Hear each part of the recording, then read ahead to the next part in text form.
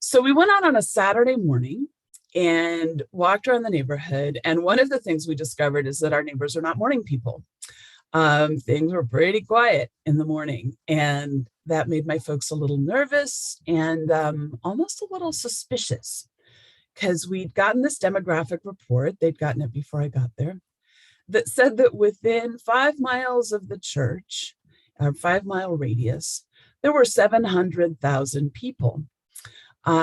So surely a little church that was maybe only looking for, 100 new people ought to be able to do something with 700,000 people. So there was a little bit of this kind of like, where are these people?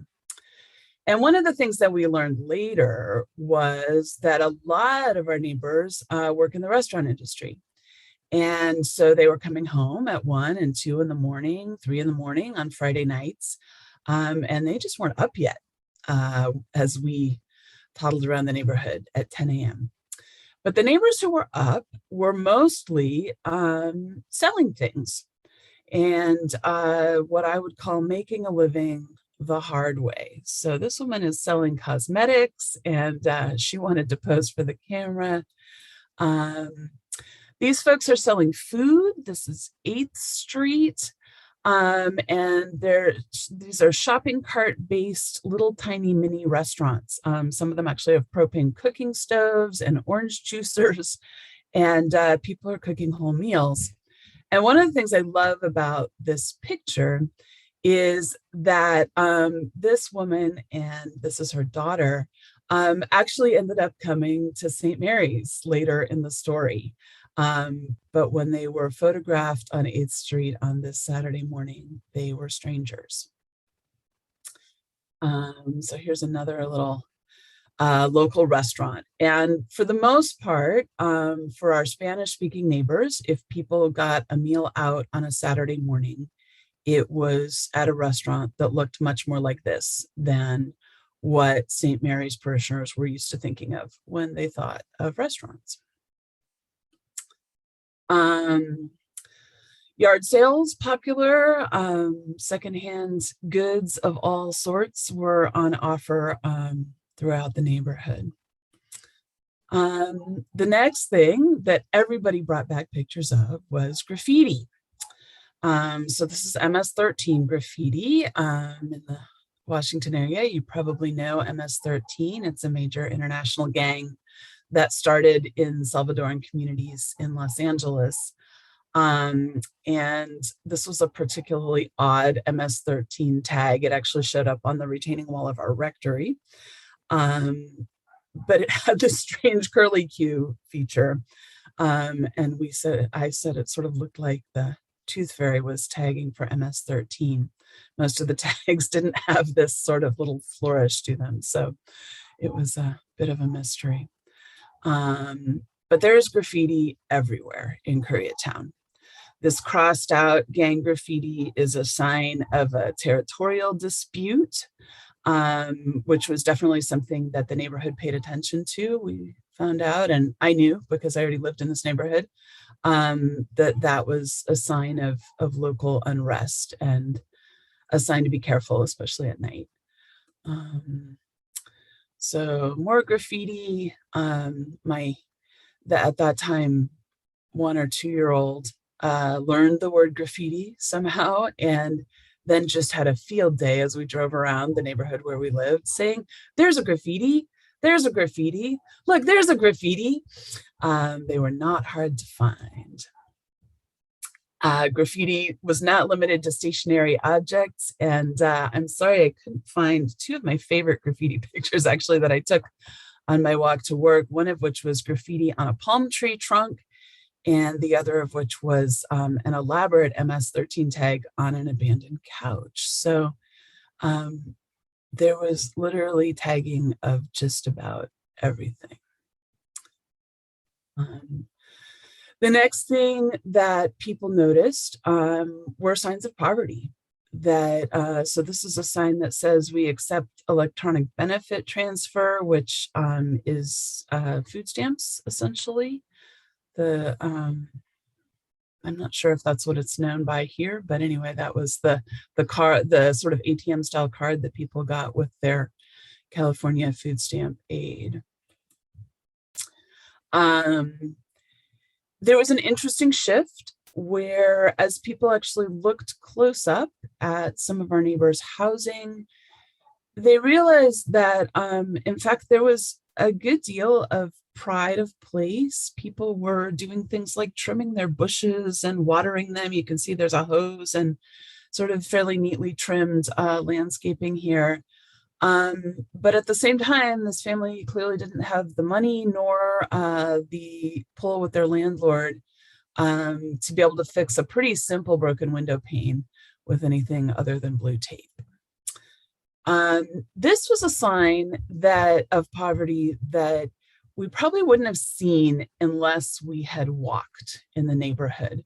This is an apartment building that has been subdivided from sort of 4 modest-sized apartments into probably in this building now a dozen units. And I went into some of these buildings later as I got to know people, and people were living in pretty unimaginably tiny spaces with pretty unimaginably large numbers of other people. There was a lot of dumping in our neighborhood. One of my parishioners pointed out that this was a Toto toilet, which is, I guess, a fancy kind of toilet. And that suggested to him that some contractor had dumped this here, that this was not just somebody in the neighborhood putting their toilet out to pasture. But there was garbage on the streets, which the city was not picking up. People who lived in other parts of the city of Los Angeles were shocked that the city was just letting things sit. But that was definitely the reality of Koreatown. This, you can see, has already started to decompose, so it's been there for a while. And there was also a tremendous lack of adequate trash facilities. So this is actually an apartment dumpster, but it's a tiny dumpster for a huge apartment complex.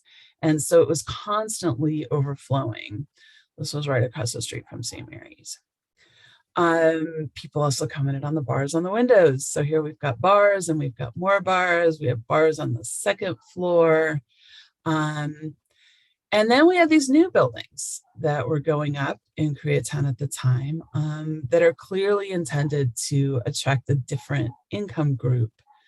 And those buildings are largely almost completely inaccessible from the street. They're entered only through secured underground parking garages. And when they do have doors, they're very clear. This is keep the door closed. This is a secured property. So those were kind of the harsh realities that people brought back. And then they brought back interesting pictures of ways that people were also clearly making life beautiful in the neighborhood. There were so many banana trees. These are banana trees. And the funny thing about banana trees is that you can't grow bananas in LA. It's actually too cold in LA to grow bananas. But there were banana trees in almost every yard. And one of the things that we figured out was that banana trees were something that reminded people of home. Wherever home was, whether it was Central America, the Philippines, Oaxaca, there were banana trees. And people used the leaves to wrap tamales, to do all kinds of things. There are a number of Filipino dishes that involve banana leaves as well. But it was like everybody had arrived and looked around at this strange landscape and planted a banana tree. Somebody brought back this picture of this spectacular cake display. This car was clearly somebody's pride and joy. This is a hanging squash garden, which were common in our neighborhood, and it turned out to be a way that people knew how to grow food in very small spaces. So when we looked closely, a lot of our neighbors were gardening, and there was a lot of overhead squash. And then the other thing we saw were signs of faith. So palm cross in a window. And this is actually closer to my house, which is also in Koreatown, about a mile from St. Mary's. Um, but this is a shrine with the Virgin of Guadalupe at the center. And this was just part of a private house, which I think may have once been a convent. I was never totally clear on the story of this. But you can see here that people came from all over the area to pray at this outdoor shrine. And they brought candles, they brought flowers, and there was almost always somebody sitting. There's some little sort of concrete pillars that are out of the picture. There was almost always somebody sitting there and praying. I would see parents walk by with their children and poke their children to make the sign of the cross as they went by. It was a little neighborhood holy place.